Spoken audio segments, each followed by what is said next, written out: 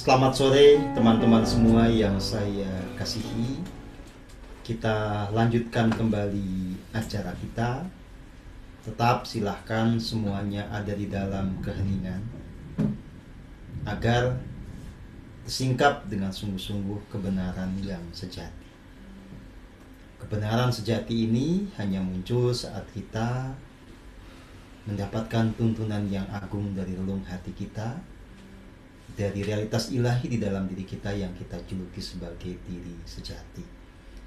Baik teman-teman semua, saya akan memulai dengan menjawab beberapa pertanyaan dari Anda yang belum sempat saya jawab ya. Yang pertama dari Abah Ahmad.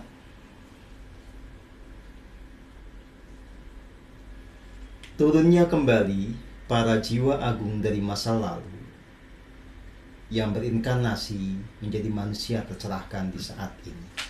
Apakah ini petanda persiapan kebangkitan spiritual global? Ya, ini pertanyaan, kemudian Mas atau Kang atau Abah Ahmad ini membuat pernyataan. Ini pula yang membuat saya tidak tertarik terhadap nujuman atau ramalan yang destruktif. Begini, saudara dan saudari yang saya kasihi, di dalam tradisi spiritual di berbagai tempat ya,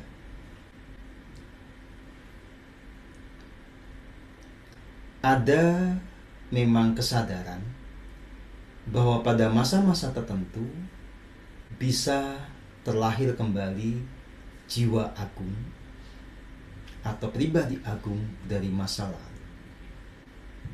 Nah, kelahirannya ini kemudian mengambil bentuk inkarnasi.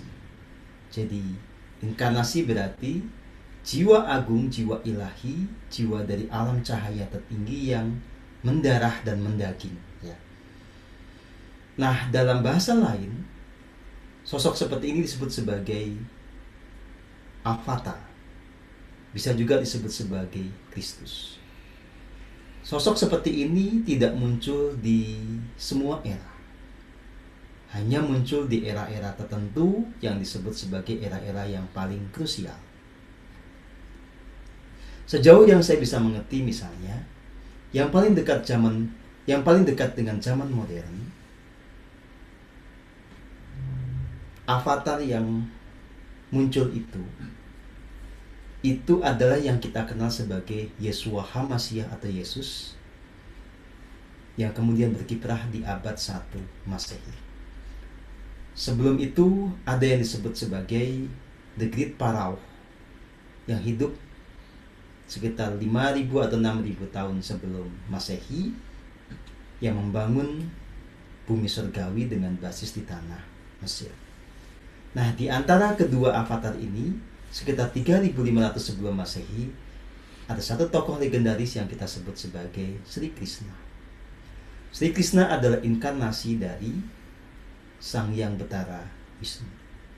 Sementara The Great Pharaoh dan Yeshua HaMashiach adalah inkarnasi dari satu jiwa ilahi yang kita sebut sebagai Sang Putra Semesta atau Raja Sikarayana. Nah, tentu saja kalau kita tarik lebih mundur ke belakang, ada beberapa tokoh legendaris yang kita sebut sebagai avatar. Nah, avatar ini jelas adalah sosok yang mencapai pencerahan paripurna. Ya, tentu saja masing-masing avatar ini punya level yang berbeda sesuai dengan tantangan zamannya. Ya, semakin zaman itu penuh tantangan yang kompleks, maka avatar yang kemudian muncul itu akan bisa mencapai tingkat kesadaran yang semakin tinggi. Karena hanya dengan tingkat kesadaran yang semakin tinggi itulah tantangan yang lebih sulit bisa diatasi. Nah, tidak gampang kita menisbatkan kata avatar ini kepada seorang manusia, karena harus memenuhi kriteria-kriteria yang sangat ketat. Jelas seorang avatar itu adalah orang yang telah tuntas dengan dirinya sendiri, telah murni jiwa dan raganya, sebagai buah dari laku keheningan yang konsisten. Avatar itu telah terbebas dari segala luka batin, terbebas dari yang namanya watak angkara, terbebas dari yang namanya ilusi, segala jejak dosa maupun jeratan dari kuasa kegelapan. Dan yang pasti avatar itu di masa lalunya dia adalah juga jiwa yang agung atau pribadi yang telah mencapai pencerahan paripurna.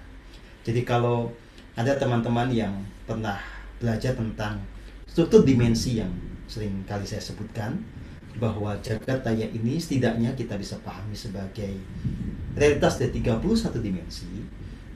Yang disebut avatar itu adalah mereka yang itu merupakan inkarnasi dari jiwa yang ada di dimensi 30 atau 31 ya. Jadi betul-betul inkarnasi dari jiwa ilahi yang telah meluruhkan keakuannya, menyadari kesatuan dengan sang sumber kehidupan. Nah, berdasarkan itu silahkan Anda nilai sendiri seseorang itu masuk kategori avatar atau bukan. Seseorang yang punya kecerdasan nasional itu tidak begitu saja bisa disebut sebagai avatar kalau dia tidak murni jiwanya. Orang yang punya kesaktian-kesaktian atau kekuatan supranatural juga tidak bisa dibilang avatar kalau jiwanya tidak murni. Kalau di dalam kepalanya masih banyak ilusi, apalagi kalau kemudian terjerat oleh kuasa kegelapan. Mereka yang bisa menguasai teknologi itu juga tidak bisa begitu saja disebut sebagai avatar. Karena avatar itu mempersyaratkan orang itu telah mengalami pencerahan paripurna. Orang yang kemudian dikenal sebagai guru spiritual belum tentu juga bisa disebut sebagai avatar, karena tidak semua guru spiritual betul-betul tercerahkan ya. Jadi avatar itu memang ada pada zaman-zaman tertentu, dan biasanya dia memang yang punya tugas untuk memimpin sebuah revolusi kesadaran spiritual secara global ya. Nah, kalau dikaitkan dengan bagaimana ya kaitannya avatar ini dengan kebangkitan spiritual di tanah Nusantara. Nah, seorang avatar bisa juga menjadi Satya Piningit kalau dia lahirnya di Indonesia ya. Karena kalau kita bicara tentang bagaimana kerangka dari kebangkitan di tanah Nusantara ini melibatkan satu sosok yang kemudian dijuluki sebagai Satya Piningit. Jadi yang menjadi Satya Piningit dengan begitu adalah sang avatar ini ya. Nah, soal siapa dia, biarkan nanti alam semesta yang membukakan realitasnya ya. Tugas kita adalah terus betul-betul memastikan jiwa raga yang dimurnikan ya. Hanya dengan kesadaran yang murni kita akan mengenali siapa sang avatar ini, yang otomatis maka inilah juga yang kemudian akan menjalankan peran sebagai Satya Piningit dan Satya Pinandito Sinisihan Wahyu yang memimpin bangsa ini untuk memasuki zaman yang baru, zaman atau era bumi surgawi. Nah, penjelasan saya ini juga yang ini bisa dijadikan sebagai dasar menjawab pertanyaan dari Mas Suhirman Adiwijaya ya. Jadi saya tidak akan menyebutkan bagaimana, yang pasti saya kenal Kang Diki ya, walaupun baru sekali ketemu secara fisik gitu ya. Nah, soal apakah dia seorang avatar bukan, silakan Anda timbang-timbang sendiri. Yang pasti saya sudah memberikan kriteria. Seorang avatar adalah mereka yang jiwanya di masa lalu itu adalah jiwa yang ilahi, telah tercerahkan paripurna, yang terlahir kembali atau berinkarnasi dan sekarang juga sudah mencapai tataran kesadaran yang tinggi atau sudah memulihkan jiwa raganya, sudah kembali menjadi jiwa ilahi itu. Nah, soal urutan-urutan gitu ya, tidak usah terpaku dengan itu Mas, karena pada faktanya itu tidak mesti menjadi kenyataan ya. Ini untuk Mas Fahmi Benaya. Apakah Jokowi ini seorang Satya Pambukaning-Gapuro? Jadi dia yang kemudian membuka gerbang untuk era baru sebelum kemudian nanti muncul Satya Pinandito Sinisihan Wahyu. Nah, dulu saya memang mendukung Pak Jokowi karena punya kesadaran beliau ini Satya Pambukaning-Gapuro ya. Tetapi kan hidup ini dinamis, politik juga dinamis, sehingga belum tentu apa yang tadinya sesuai dengan skenario itu akan konsisten di situ ya. Jadi apapun juga, sekarang kita bicara realitas saat ini ya. Kita ini sedang dalam situasi sulit, tetapi justru dalam situasi sulit inilah kita terpacu, kita tergembleng untuk punya watak kesatria yang sesungguhnya.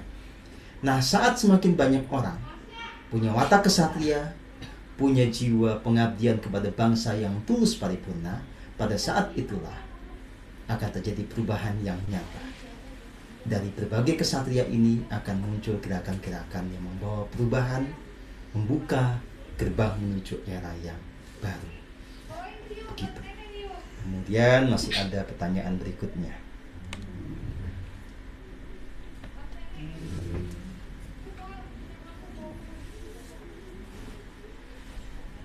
Apakah pemimpin di Jateng yang saat ini digadang-gadang jadi Capres 2024 adalah sosok yang tepat?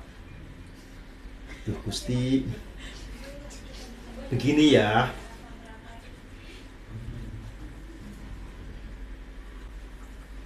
Seorang pemimpin yang hebat itu, dia itu bisa melawan arus yang tidak selaras. Pemimpin dengan jiwa yang agung itu berani mengorbankan nyawanya untuk membela rakyatnya melawan sebuah kekuatan yang besar yang itu tidak selaras. Tetapi kalau hanya mengikuti sebuah arus yang tidak selaras demi kepentingan dirinya, sudahlah, coret itu dari daftar Anda. Ya. Kalau ada orang yang betul-betul hidup sesuai dengan tuntunan diri sejatinya, silakan Anda pilih. Tapi kalau ada orang yang takut kehilangan jabatan sehingga dia rela menutupi wajahnya terus-menerus, tidak kendor-kendor, sudahlah, lupakan itu dari daftar Anda. Ya. Kita membutuhkan orang yang berani, ya. Membutuhkan orang yang betul-betul out of the box, tidak mengikuti arus yang salah, tapi berani membuat arus baru yang itu didasarkan kepada kebenaran sejati. Begitu Mbak Brigita Dewanti ya. Oke, kemudian pertanyaan berikutnya, boleh enggak dikasih tahu kisi-kisi siapa saja sosok pemimpin murni yang berjiwa Pancasila yang bisa menjadi panutan? Tentunya supaya tidak salah pilih orang. Ya, begini Mbak Brigita. Jadi saya hari ini menulis di Facebook ya tentang 2 skenario ke depan. Skenario untuk 2024. Karena kita tidak bisa memastikan apapun ya. Kita hanya bisa melihat tren yang terjadi. Nah, setidaknya ada 2 skenario. Skenario pertama saya sebut sebagai skenario di mana demokrasi lucu-lucuan ini akan terus terjadi. Nah, kalau kita mengikuti skenario ini, yang akan terus menjadi pemain utama di panggung politik adalah partai-partai yang sekarang sudah mapan. Yang kemudian nanti maju ke medan kontestasi menjadi presiden adalah tokoh-tokoh politik yang sudah kadung populer saat ini. Nah, kalau ini yang terjadi, tentu saja tidak ada perubahan signifikan yang bisa kita harapkan. Semua tokoh politik yang ada sekarang ini adalah produk dari sebuah zaman di mana tidak ada demokrasi yang sejati. Tapi yang ada adalah sebuah demokrasi yang dimanipulasi oleh kekuatan-kekuatan yang punya uang, yang memegang media, yang itu semua kita sebut sebagai kekuatan bayangan atau kita sebut juga sebagai deep state. Ya. Saya tidak menemukan ada satu tokoh pun yang betul-betul terbebas dari kekuatan kelompok bayangan ini. Jadi saya tidak bisa menyebutkan siapa yang bisa jadi panutan. Karena sekarang semuanya itu, ya, tokoh-tokoh yang populer ini, dalam isu pandemi misalnya, itu kompak semua. Ya. Mereka bisa beda dalam banyak hal, tapi kalau soal ini, kompak semuanya. Ya, jadi apa yang bisa kita harapkan dari hal seperti itu? Sementara kita tahu, di luar negeri saja itu banyak tokoh yang berani bersuara beda. Ya, ada gerakan-gerakan kemanusiaan yang betul-betul memperjuangkan kemerdekaan buat umat manusia. Nah, di kita, mana tokoh politik yang populer yang betul-betul berani memperjuangkan itu? Kan nggak ada. Jadi saya tidak bisa menyebutkan tokoh politik mana yang bisa menjadi panutan. Ya. Kita betul-betul hanya selamat karena keajaiban. Ya. Ada kekuatan kosmik yang bekerja sehingga segala manuver atau skenario yang buruk itu bisa kita lampaui. Ya, jadi beruntunglah kita hidup di Indonesia karena ada keajaiban ini. Ya, kalau kita hanya mengandalkan dinamika manusiawi, kita akan punya nasib yang sangat buruk. Tapi kita selamat karena ada sekali lagi keajaiban. Keajaiban yang muncul dari keberadaan orang-orang yang berjiwa murni, yang konsisten menjalani keheningan, memancarkan energi kasih. Yang itu menciptakan kebajikan atau karma baik kolektif yang ekstrim, yang mengundang keselamatan buat kita semua. Ya.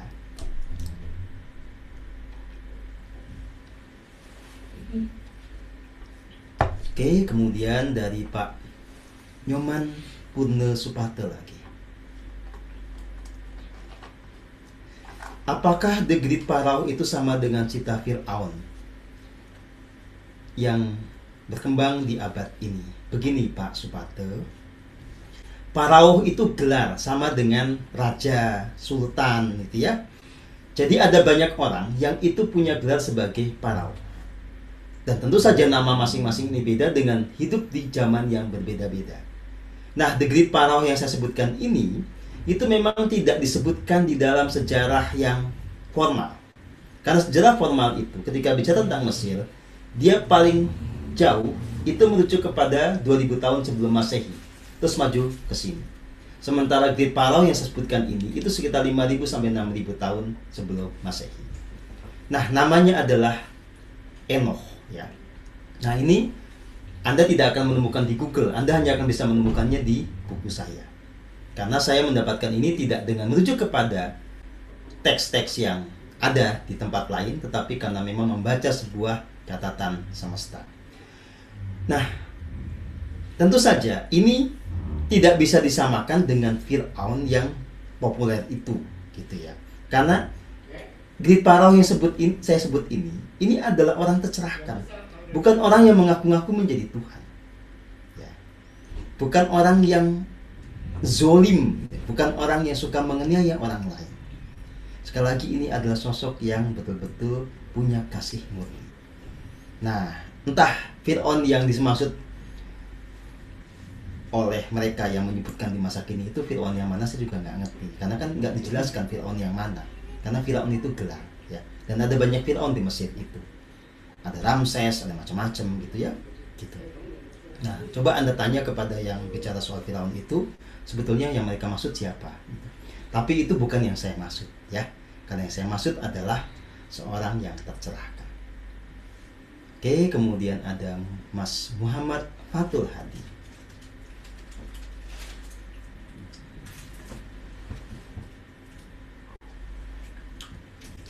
Wah, kalau blog ini ya, ini kan saya tulis sejak 2008 kali ya, 2009, 2010. Itu zaman-zaman saya jahiliyah ya. Jadi itu zaman ketika saya jiwanya belum murni, ya, sehingga seringkali mengalami pengalaman-pengalaman metafisik yang belum tentu sebagaimana kenyataannya. Sudah abaikan saja ya, abaikan saja. Jadi saya baca pertanyaan Anda, kemudian terhubung ke teks itu aja saya jadi mual ya. Jadi ternyata saya zaman dulu itu jahiliyah banget ya. Ya, tapi ya setiap orang kan ada prosesnya. Nah, kalau Anda mau tahu kebenarannya, sudahlah, yang itu lupakan. Anda baca saja kalau di blog ya, yang dituliskan sejak tahun 2018 atau 2019 ke sini. Kalau buku ya silakan Anda baca saja buku-buku saya yang terbaru ya, begitu. Nah, kemudian dari Pak Iswanto.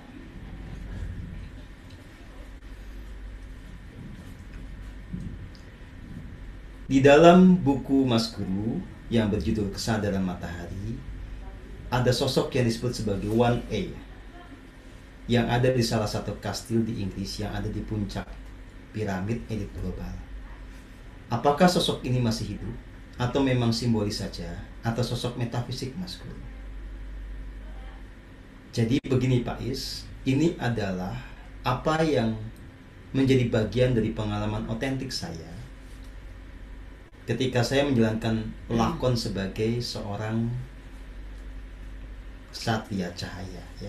Nah, di situ memang ada yang namanya perjumpaan dengan tokoh-tokoh yang itu juga memang ada di dunia nyata.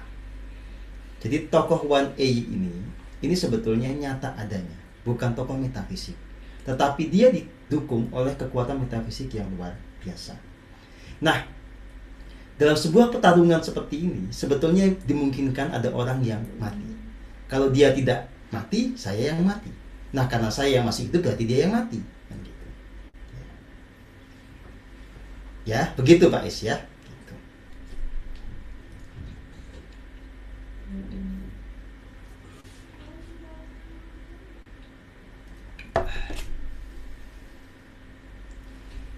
Baik, ini dari Mbak Diana Widyastuti. Ini bukan pertanyaan tapi sebuah pernyataan. Seandainya ada keajaiban, Mas Guru bisa jadi calon pemimpin masa depan, saya salah satu yang siap mendukung 1.000.000%. Indonesia pasti tercerahkan. Yang penting kebun sorghumnya banyak dulu Mbak Diana, ya, supaya kita punya ketahanan pangan, ya. Oke.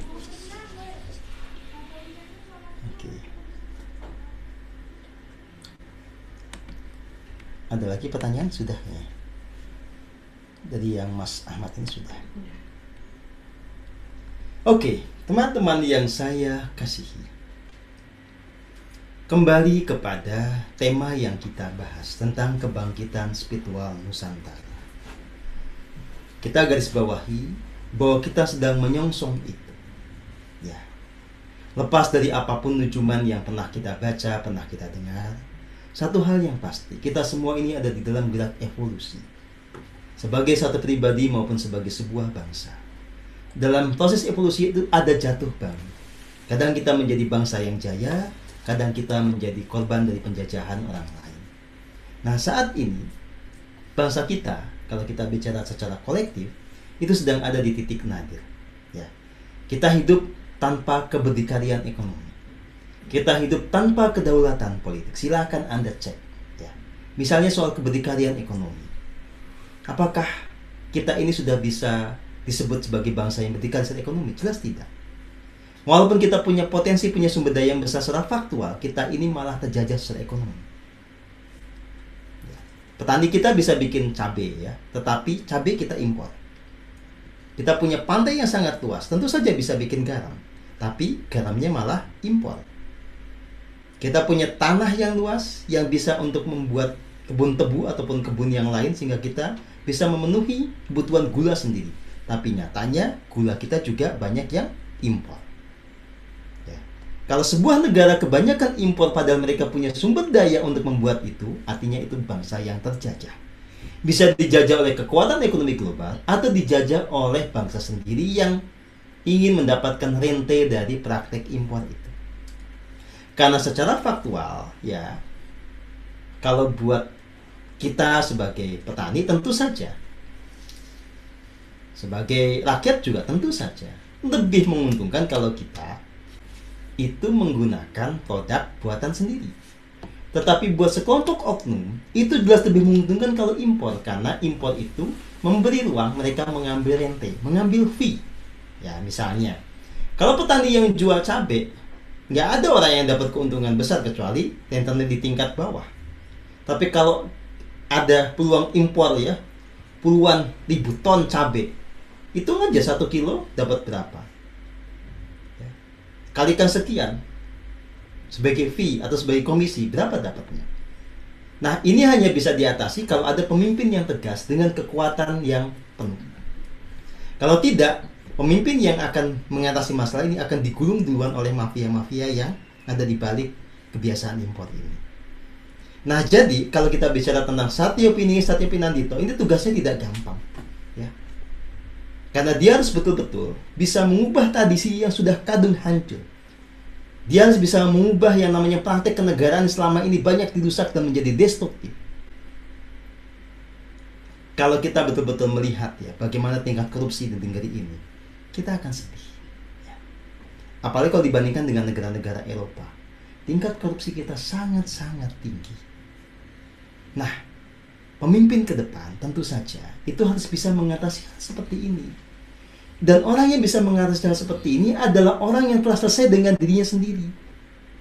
Dan orang yang bisa mengatasi masalah korupsi yang sudah menggurita ini hanyalah orang yang tidak takut mati, tapi sekaligus punya kekuatan untuk mempertahankan hidupnya, untuk mengalahkan siapapun lawannya. Ya. Jadi, kalau hanya orang biasa, orang yang kelihatan pintar ngomong gitu ya, pandai pencitraan, sudahlah lewat semua itu, karena nggak ada gunanya. Ya. Dibujukin 1 triliun, lewat. Ya. Diancem, ngepel, selesai kan gitu. Atau dijebak, dia nggak ngerti. Ya. Nah, bangsa kita kalau masih dipimpin oleh orang biasa, ya nasibnya tidak akan pernah berubah. Karena sistem kita itu sudah kadung rusak. Jadi harus ada betul-betul sebuah loncatan kuantum di dalam dunia politik kita. Harus ada orang yang betul-betul punya kekuatan luar biasa, kekuatan langit yang membuat dia bisa melakukan manuver-manuver yang melampaui tantangan di zamannya. Ya. Karena itulah maka nujuman tentang Satyo Piningit, Satyo Pinandito Sinisian Wahyu ini menjadi relevan. Karena hanya dengan orang yang memenuhi kualifikasi itu yang bisa menyelamatkan bangsa ini. Tidak bisa hanya orang pintar, tidak hanya bisa seorang yang memang punya track record di kehidupan duniawi yang bagus, nggak bisa. Karena terlalu kompleks tantangannya. Ya. Oke, saya beri kesempatan pertanyaan buat teman-teman yang masih penasaran, silahkan. Dari balkon.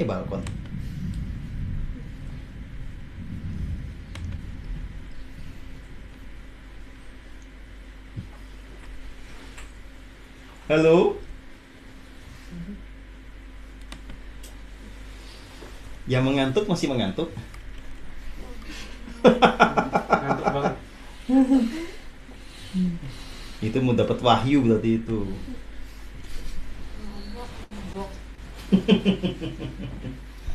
Oke, teman-teman semua. Silahkan jika ada teman-teman yang masih mau bertanya ya, saya akan lanjutkan pembahasan kita. Jadi, teman-teman semua,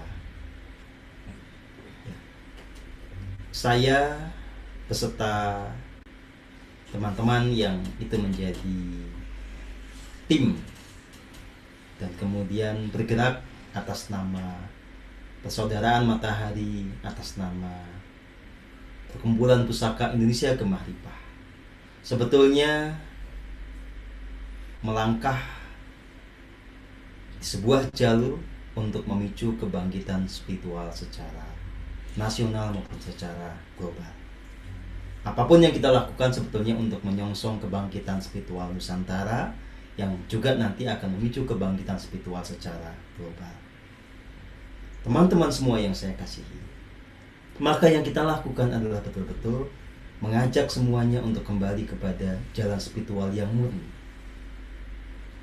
Dalam bahasa kenegaraan, jalan spiritual yang murni ini sebetulnya sudah dirumuskan di dalam dasar negara kita, yaitu Pancasila. Ya, Pancasila sekali lagi adalah jalan spiritual yang agung bagi bangsa Indonesia. Nah,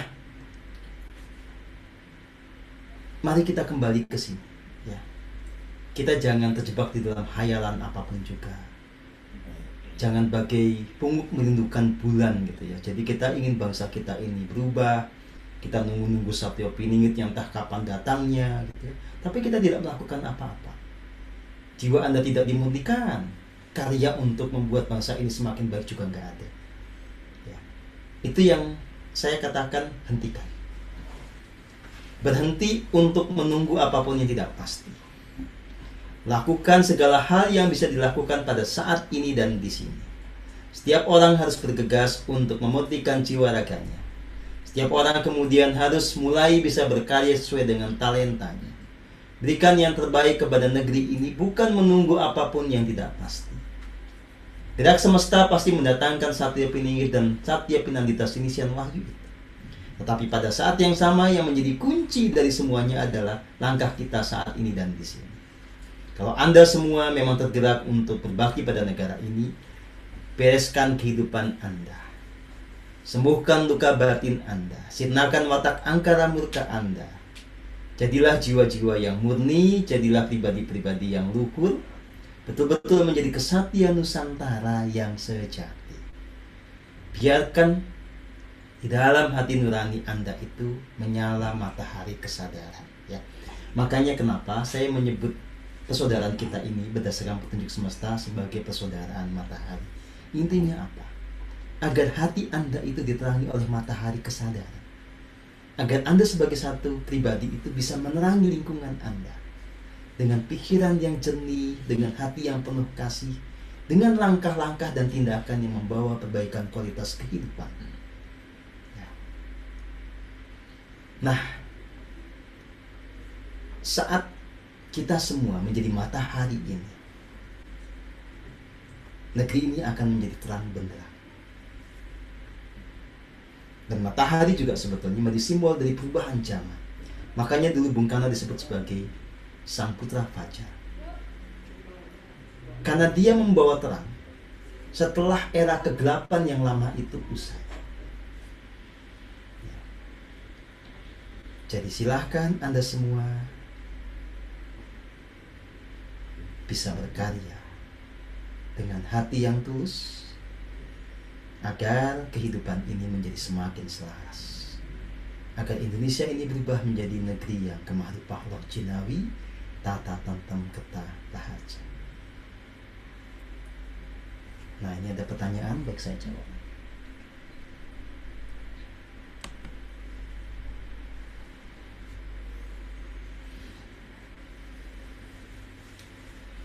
Pemimpin tercerahkan akan bisa naik jika masyarakatnya secara kolektif punya kesadaran yang tinggi.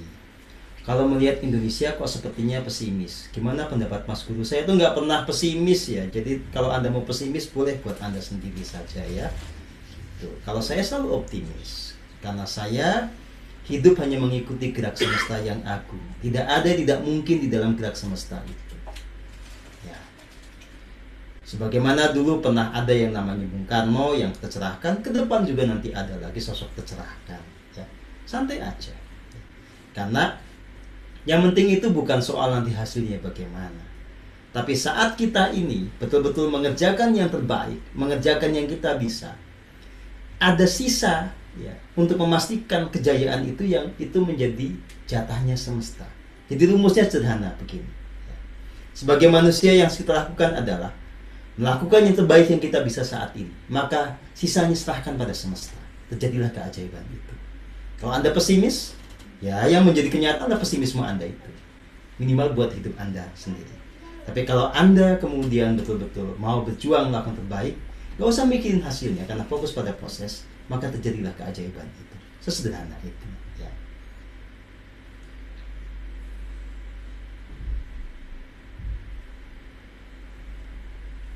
Baik, kemudian dari Pak Taufik Rustam.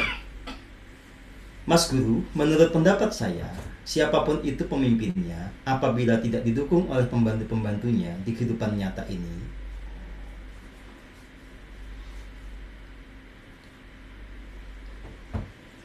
nah ini pertanyaannya belum mulus ya, saya ini lagi ya.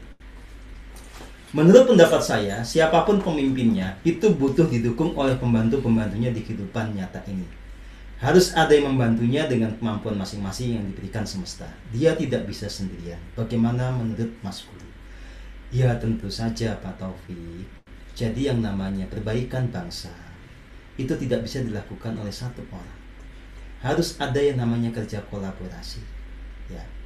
Maka seperti gerakan kita ini kan sebetulnya bukan gerakan satu orang, ini gerakan kolektif. Jadi saya tidak bisa melakukan banyak hal tanpa ada yang mendukung. Ya. Bahkan ini perkara sederhana seperti ini saja, yang namanya webinar ini.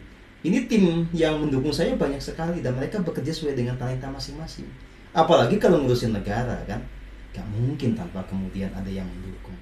Makanya kita tidak bisa mengandalkan pada satu orang. Jadi orang tercerahkan di negeri ini harus banyak. Supaya nanti mereka orang-orang tercerahkan saling berkolaborasi. Ya. Gitu. Jadi bayangannya ke depan gitu ya, yang tercerahkan bukan hanya presidennya, tapi menteri pendidikannya tercerahkan, menteri agamanya tercerahkan. Ya. Itu baru bisa negaranya maju. Oke, terima kasih Pak Taufik.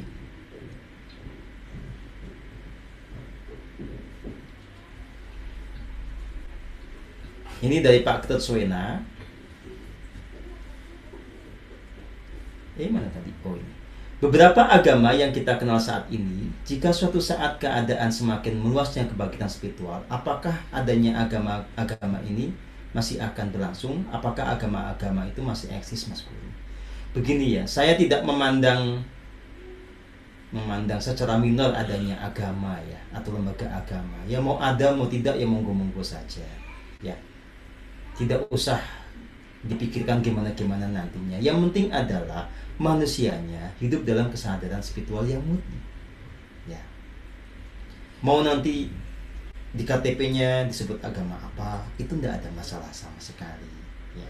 Jadi yang penting saat ini kita berjuang, kita bisa mencapai kesadaran yang murni, dan pada akhirnya kesadaran murni ini meluas seluas-luasnya. Udah itu aja.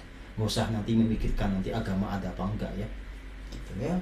Sejak dulu sampai sekarang kan yang namanya agama ya begitu aja gitu kan. Oke.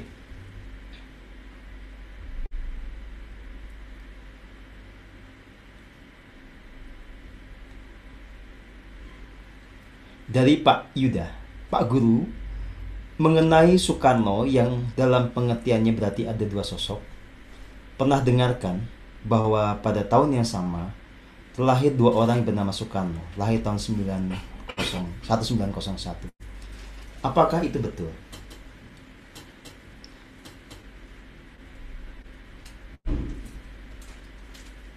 Saya hanya dengar dari cerita orang, ternyata ada dua, yang aktivis dan yang spiritualis. Begini ya.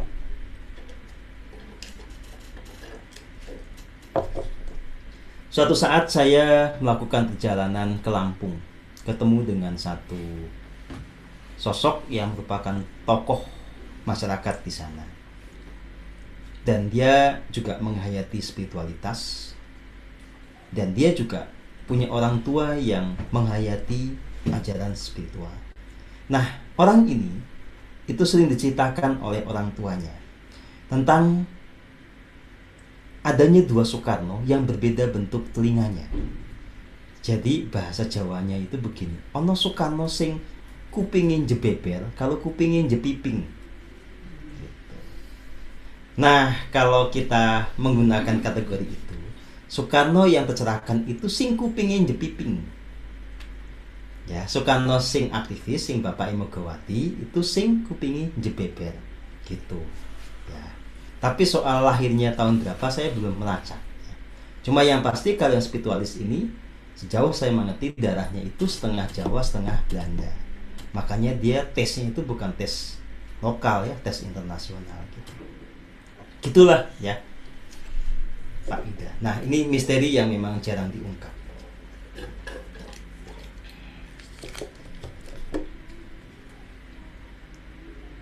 Oke, teman-teman semua, kita sudah mendekati masa akhir dari webinar kita. Ya. Di penghujung acara ini saya menegaskan kembali bahwa kita sedang menyongsong era kebangkitan spiritual bagi bangsa Nusantara dan juga secara global. Ya. Ajaran kesadaran murni ini akan terus meluas, akan semakin banyak orang yang terpanggil untuk bersama-sama mentransformasi dirinya. Akan semakin banyak orang juga berkiprah dengan landasan kesadaran spiritual yang murni. Bahwa pada saat ini banyak tantangan, bahwa banyak yang memusuhi, ya, banyak orang yang curiga segala macam, itu sebuah kelumrahan.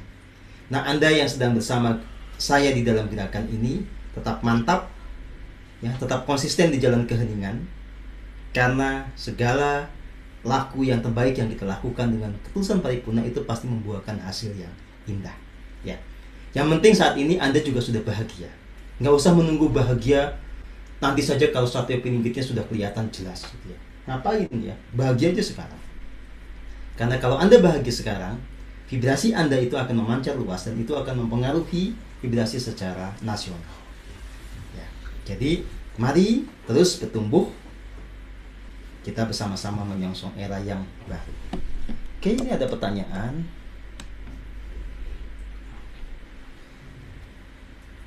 Mas Guru, berapa LOC kolektif Indonesia sekarang?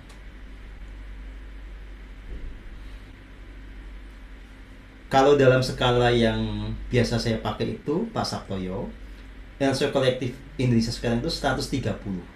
Ya. Nah, orang tercerahkan itu minimal LOC-nya 500. Orang yang tidak jadi arwah gentayangan minimal LC-nya 300. Nah, Indonesia itu LC-nya 130. Ada beberapa yang sudah 500 ke atas, ada beberapa yang 300 ke atas. Sebagian besar sangat menyedihkan. Ya. Tapi nggak usah patah semangat, kita sedang berjuang. LC segini ini juga hasil perjuangan besar karena sebelumnya di bawah 100. Ya. Oke, terima kasih banyak buat semuanya. Sampai jumpa di agenda kita berikutnya, ya. Rahayu semua.